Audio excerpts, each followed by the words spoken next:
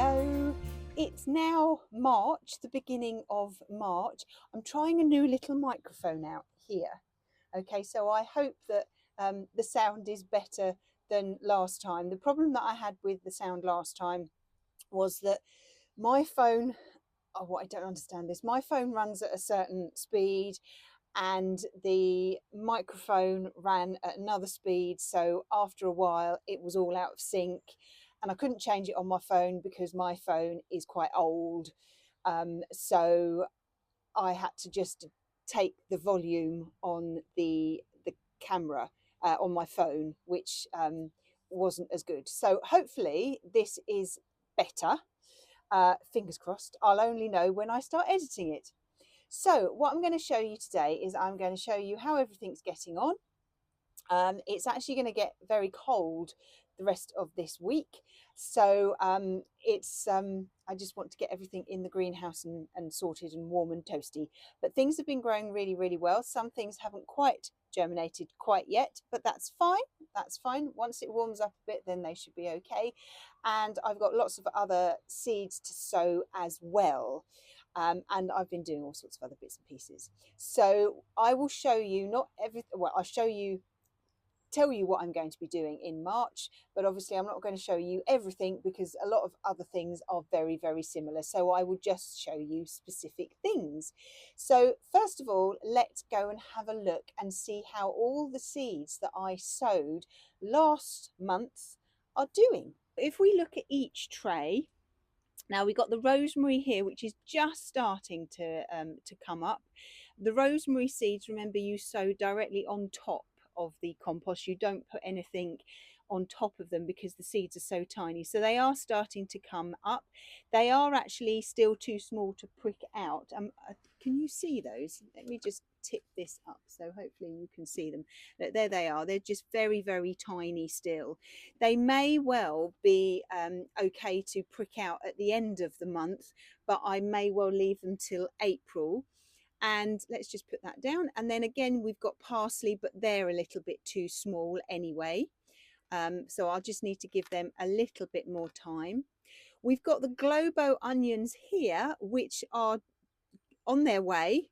Some are a little bit slower, but some of these are okay, but the rest I will leave. So what I might do is I might do some of the taller ones and then leave the smaller ones and then do them as and when.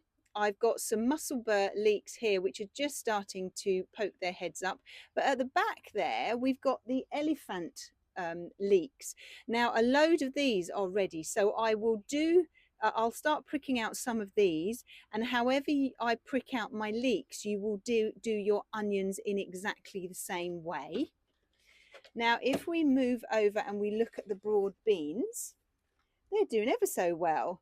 So I've got some that are just coming up. They need another little water. Some haven't come up at all, but lots of them have done really well. So I will give these most probably about another month in here, and maybe at the end of March, possibly the beginning of April, then I will put them up. The melons, let me just swizzle you around so you can see. The melons don't seem to have done anything at all, but then the seeds are incredibly old, so I'm not quite sure, although we do seem to have a few little poppy seeds that we seem to have seemed to be coming up. So anyway, each to their own. So if we then look into this one here, let me see if I can bring this one over. Okay, at the back here we've got lots of poppies, so I will let them get a little bit larger before I sort of prick them out into clumps. The pansies again are still too small, so I need to give those a little bit longer. Geraniums are starting to come up. Now these ones here, there's 3 here, they're about the right size to prick out. There will be more in there, but as I say, I will do those as and when. And tomatoes are starting to come up as well. I've got lots of tomatoes in the other tray. So these guys here are just about the right size. And at the bottom here, there's the celeriac. Don't worry if your compost goes green. It's just because of all the sort of the condensation underneath the propagator lid. Is absolutely fine. So don't worry about that. So the celeriac is coming up, but again, it's far too small. So I will show you tomatoes And then in the last one over here, this is just all tomatoes. So there are a load of them are about the same size as these ones. So I will start to prick some of these out. Now the chilies and the sweet peppers, there's no point in showing you those because nothing's happened. So I sowed those last month as well, but nothing's happened with those yet. I think it's still a little bit too cold for them, and I'm hoping that once this bit of cold weather has gone, it's going to heat up quite a lot, and hopefully they will then start to germinate. But I'm not worried about those, so don't worry if they take a little bit longer. They will just sit there underneath the soil. As long as they don't get waterlogged, they'll be absolutely fine. I have very rarely watered any of these things actually, because they've got the propagator lid on top of them. Then, oops, you see, because they've got the propagator lid on top of them, then they get some condensation which goes up into the propagator lid onto the inside, and then it falls down. So I don't think I've watered these since I sowed them. Obviously, if you find that it does get very, very hot and very dry, then you will have to water them a little bit. Make sure that because they're brand new seeds, that you water them with water out of the tap.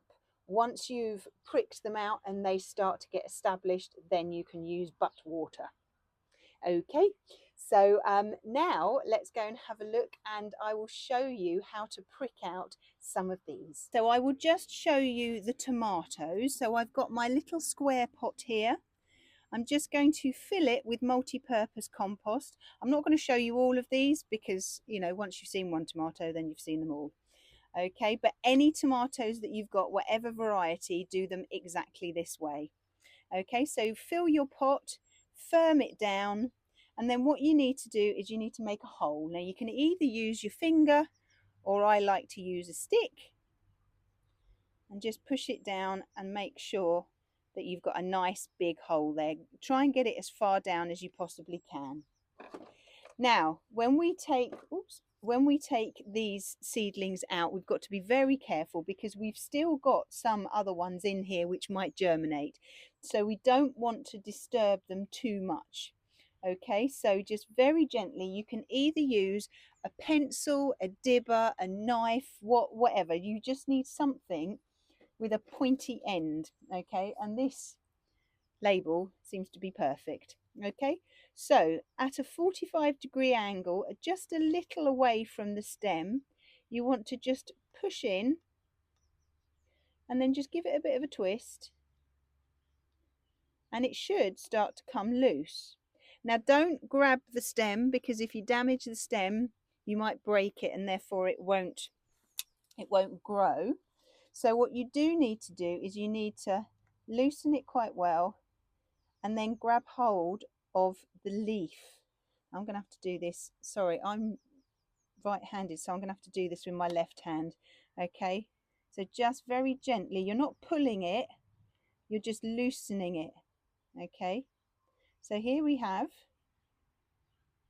our little seedling, our little tomato seedling. Now, tomatoes, they need to be planted deep, which means that you put them in and the whole of the stem goes underneath the soil, and all that is left on the top, you can just see the two leaves. Okay, most little seedlings like to be planted deep like this. There are very few that want to be planted shallow, and when I say shallow, I mean that when you've taken it out of its little seed tray, then you just, if I take this one out, then I can show you what shallow means. Okay, oops, there we are. So shallow one is you make just a small hole, and the height that the seedling was in the seed tray, it needs to go in that height. So you have most of the stem showing. The plants, the seedlings that need to be shallow are peppers, chilies, and aubergines, and okra as well, actually. But because this is a tomato, let's take him out, poor little buddy. He's being left, right and centre. Because this is a tomato, it needs to go in deep. So once you've popped him in his hole, just gently bring the soil round, and that's him sorted. So all the tomatoes I will do that way, and the geraniums I will do the same way as well. So I will just fill up my pot, firm it down, level it off, and then I will get one of my tomatoes, one of my geraniums, tomatoes on the brain. Gently ease it out. That one doesn't want to come. So use my stick. Hold it by its leaf. Oops. These were the first ones to actually germinate. Let's get hold of the base there. There we go. And look at the lovely root system that's on there. Okay, so we'll make a nice hole and we'll pop it in. So just so his leaves are just above. So that's our geranium. So I will now show you what to do with the leeks. And the leeks are very, very similar as well. So I will get my pot. I will fill it up. Must remember to label these, otherwise I'll get all confused. Okay. So as I say, if whatever leeks or onions you have, do exactly the same way. So again, gently go in, loosen one up. If they are a little bit too small, you can always leave them in there for a little bit longer. Make a hole, pop him in. Okay, so he can go in a little bit deeper than he was in the seed tray. Okay, so that's all of those. Before I show you the seeds that I'm going to be sowing this month, I just want to show you, it's always good to try and propagate your own plants that you've got in your garden. So I absolutely love sempervivums. I think they are just absolutely gorgeous. You can either use them as houseplants or you can have them outside. They don't mind the cold weather. I have some outside in a pot, and they've had deep snow on them. They've survived the beast from the east 5 years ago. In fact, I've had them for so long. They will flower if you're very, very lucky, but I think they're absolutely beautiful. Now, these are sempervivums. They do come in sort of different varieties, and bizarrely, the middle one, or the main one, is called the hen, and the little babies that it sends off are called chicks. So, which is quite apt really for me. So you can, what you can do is you can take the chicks off and propagate them. So you can start new little plants off. And then the adult chick, so the hen, won't have the babies, so then should get a bit bigger. Once the plant has flowered, it has the most gorgeous flowers. They don't grow particularly tall. They may only grow to about 4 or 5 inches tall, but they have these beautiful different coloured tiny little sort of flowers on them, and they're just absolutely fabulous. But once they've flowered, that one will go. Okay, it will die. But it's given off lots of babies, so the babies can replace it. But it is very easy to propagate these, and I'm going to show you how to do it. I've done quite a few here, as you can see. It's very easy. If you don't have the cells like I have here, then you can just use a little pot. Okay, so just fill either your pot or your cell with just multi-purpose compost. That's all you need to do. Firm it in, dampen it down. Okay, and then what you need to do is you need to make a hole. Okay, and push the stick down as far as it will go. Now, to remove our babies from their mummy, what we have to do is you just cut. Now, using either secateurs, but my work ones are in the car, so I'm using scissors. Just chop them off like this. Okay. And then this stem here is actually quite long, so I'm just going to cut a little bit off here. And all you need to do is stick it in the hole. It's not difficult. Okay, this stem is quite short, so I will just plonk that one in there. And I've got one more, so I'm just going to pop it here.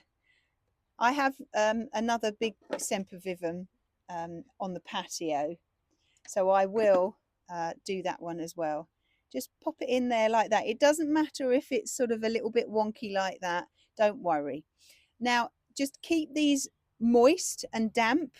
You don't need to cover them with a propagator lid, and eventually in a couple of months maybe, they will, maybe even slightly less, they'll start to root from this stem here, and then you'll have new little plants. Now let's talk about the seeds that you need to start sowing in March. I'm not going to sow these right now because, as I say, it's just going to get really, really cold. So I will leave the sowing for about another week. Okay. And there's all sorts that need to be done here. I will put links on my blog. I'll put links so that you can see what I've got. Okay, but I'll just briefly run through these.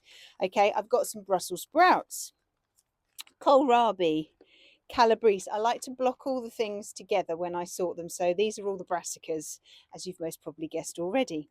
Some cabbage, some more kohlrabi.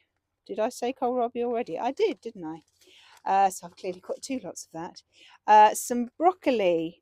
I've got some more celery. Now the celery last year is still in the garden. It's doing really well. It didn't get particularly wide, but you know, it's celery. It's the first year I've grown it. I was quite chuffed with it.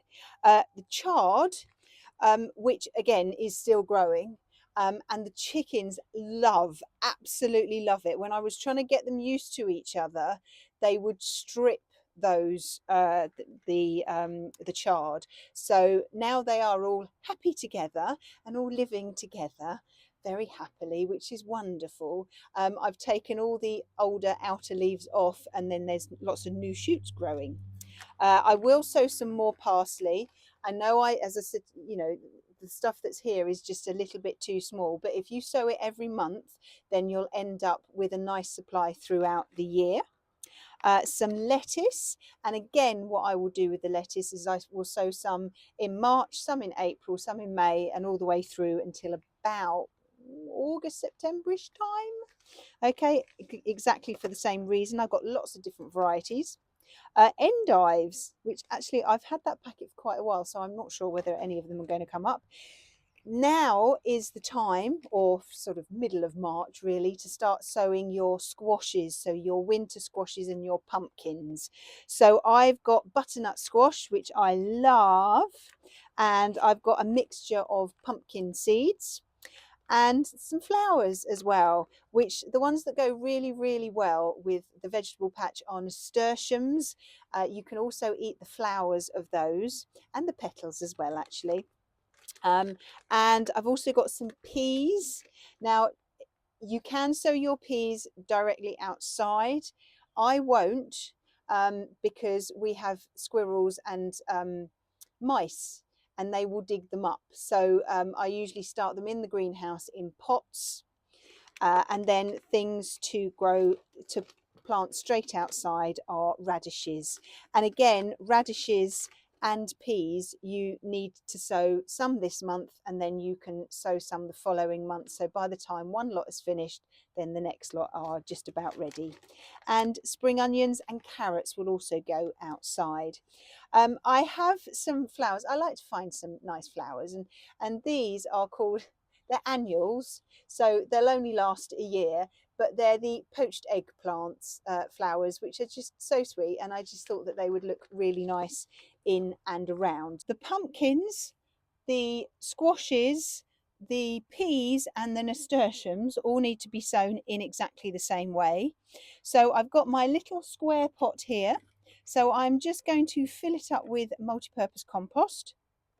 Use whatever growing compost you like to use. We all have our favourite.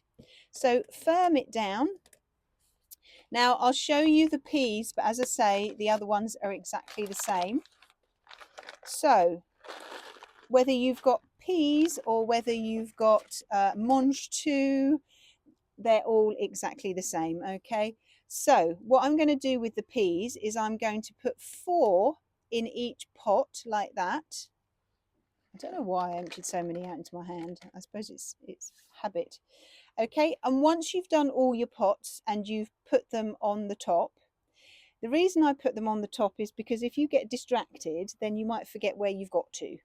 So once you've put them on the top, okay, and you've done them all, each corner, and then all you need to do is to push the seeds down and push them down to sort of just past your first knuckle, just like that. Okay, 1, 2, 3, 4. Now, if you are sowing your peas directly outside, make a trough, okay, put some water in the trough, and then the trough needs to be about 1 inch deep, and then run your seeds along there, then cover them up, okay? But this is how I do mine. Then just fill those holes up with some compost, and then make sure that you give them a good old water, and then you label them. Now with the I'll do the nasturtiums 4 in each pot, but when it comes to doing the pumpkins and the squashes, I won't do 4, I'll do 2. So I'll fill this up with compost and I'll put 1 in each corner. Let's just do that, okay, because there's a specific way that you really need to do them. Where did I put them? I can't find them. Oh, there they are. Okay, so there's my pot. Okay, I'm only going to sow 2 seeds per pot when it comes to your pumpkins and your squashes. Okay, and what you need to do, so put them in the diagonal corners like that. Let's just put those away. And when you push them in, make sure you push them in so that they're that way and they're not flat. Okay, because if they're flat and you overwater them, then they'll rot. There's a likelihood that they'll rot. Okay, so if you put them sideways and then you just push them in about 3/4 of an inch just down, just like that. Can you see those? Just about, maybe. And then we'll just fill those holes in with compost. So do your pumpkins exactly the same way. All the other seeds that I mentioned, apart from the radish, the carrots and the spring onions, so all the brassicas, the parsley, the lettuce, and the flowers all need to be planted in exactly the same way as I'm going to show you one thing here. Okay, so I'm going to show you Brussels sprouts, but as I say, all the other ones need to be sown in exactly the same way. So I use a long one like this. If you don't have a long one and you've got some round ones, then fine, that's absolutely fine. Okay, so I've just put some compost in and then just firm it down a little bit, just like that. Okay, don't push it down too hard, but just firm it down nicely. Okay, and then what I'm going to do is I will water that, but I need to go and get the watering can. So just water the compost with a little bit of water. Make sure that you use water out of the tap. Let the water soak through, and then you can start sowing your seeds. So here I've got Brussels sprouts. The variety here is called Trafalgar. And the easiest way to put these on the soil is to put a few in your hand. That's far too many, but never mind. And using your finger and thumb, just take a pinch and then sprinkle them across the top of the soil. You won't need a huge amount, so the rest of these I'm going to put back in the packet and save them for another year. Actually, some of them have stuck to my hand because it's a little bit damp, but oh well, never mind. I'll get most of them back. So in they go. Yep, there we are. There's a few spare, and I'll just sprinkle those on the soil. And all you need to do is to cover the seeds up with a little bit more compost, only a small amount. Just sprinkle it on the top nice and loosely, and then just level it off, and just that's it. Make sure that you label it, and then you know what's growing. That's it for this month. So I will, during the month, I will carry on pricking out the onions and the tomatoes and all those bits that I've been doing today. What I will do in the next couple of weeks is I will sow those seeds that need to go directly outside. So those are the spring onions, the radish and the carrots. What I will do when I come to do those is I will use my line so that I have a nice straight line, and I will then put the sticks in for each end. I will then use my trowel and I will go over the soil where that line is, just to loosen it a little bit. I'll then make a trough of about 1/2 inch to 3/4 of an inch deep. I'll then put a load of water in that trough. Once the water has sunk down, then you can start sprinkling your seeds in. Once you've sprinkled your seeds in, cover them up with a little bit more soil and make sure that you put a stick at each end, and then you know where that line starts and finishes, and label it. So I won't be doing those until maybe another couple of weeks, because it is a little bit cold out there at the moment. It should be getting warmer again, but that's what I will be doing in March.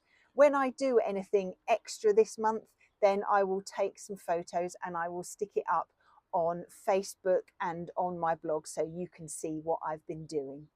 Well, I hope you found what I've shown you useful this month, and I will see you in April. Bye bye.